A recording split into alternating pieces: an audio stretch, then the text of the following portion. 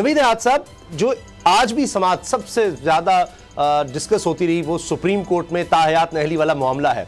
उसमें अब फैसला महफूज कर लिया गया है। ज़ाहिर अब देखते कब आएगा। इसमें भी कहा गया कि हो सकता है कुछ दिन लग जाएं, लेकिन जल्द आने की तवक्को है, क्योंकि बार बार चीफ जस्टिस ने ये कहा रिमार्क्स में कि इलेक्शंस आने वाले हैं और उससे पहले पहले इसको हमें बताना है, क्योंकि कन्फ्यूजन हो सकती है कि कोई ताहयात नाहिल है नहीं है, इसको हमें once and for all decide करना है। कल भी इस पर हमने बात की प्रोग्राम में, उसमें है कि इनकंसिस्टेंसी नजर आती है कि सुप्रीम कोर्ट कभी कहती है जी किसी की 10 साल किसी की 3 साल, जहां वाजे नहीं है, मगर साथ जो फैसल सिद्दीकी साहब ने अपने आर्गुमेंट्स में बात की थी, आप उसके बारे में क्या कहेंगे? उन्होंने ये कहा कि इस तरह एक बड़ा प्रेसिडेंट सेट हो जाएगा कि कोई भी इंटरप्रिटेशन सुप्रीम कोर्ट करती है अगर आइन की, जहां पर आइन में वाजे नहीं है कोई चीज, तो एक गवर्नमेंट जो है जो भी होगी वो एक करारदाद लाएगी या ये एक कानून बना देगी और सुप्रीम कोर्ट के फैसले को वो उड़ा कर रख देगी। तो क्या ऐसा मुमकिन है? ये खदशात आपको दुरुस्त नजर आते हैं?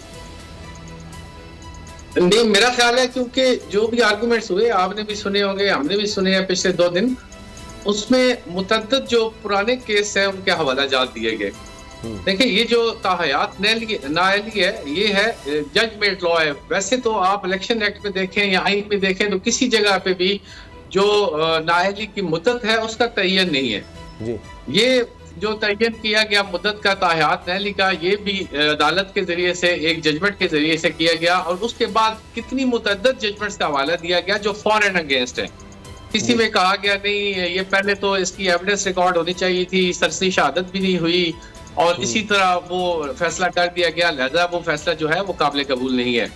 तो मुतअद्दिद केसेस का हवाला जब दिए गए फॉर एंड अगेंस्ट, और कई ऐसे जज जो एक बेंच में भी थे और फिर उसी बेंच में भी थे, उस पे ऑनरेबल चीफ जस्टिस साहब का यही व्यू था कि ये जो है, अब ये जो इनकंसिस्टेंसी आप कहते हैं, ये इसी बुनियाद पे है कि कोई जज किसी जजमेंट का हवाला देता है, कोई किसी जजमेंट का हवाला देता है। तो उन्होंने कहा कि चूंकि कोई 3 रुकनी बेंच का फैसला है, कोई 5 रुकनी बेंच का फैसला है, तो इस वक्त जो लार्जर बेंच है वो अगर इस चीज को डिसाइड कर देगा तो वंस फॉर ऑल ये सेट हो जाएगा कि नाअहली की मुद्दत क्या कोई मुकर्रर कर सकता है या नहीं कर सकता।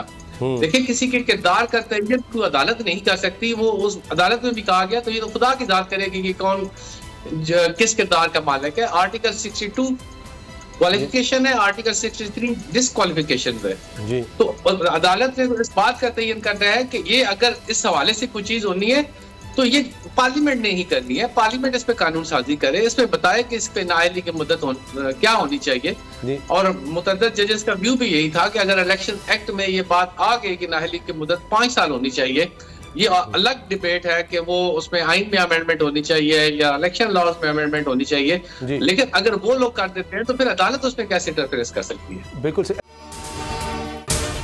अगर आपको ये वीडियो पसंद आई तो सब्सक्राइब करें और बेल पर क्लिक करें। सब्सक्राइब करें और बेल दबाएं ताकि कोई खबर रह न जाए।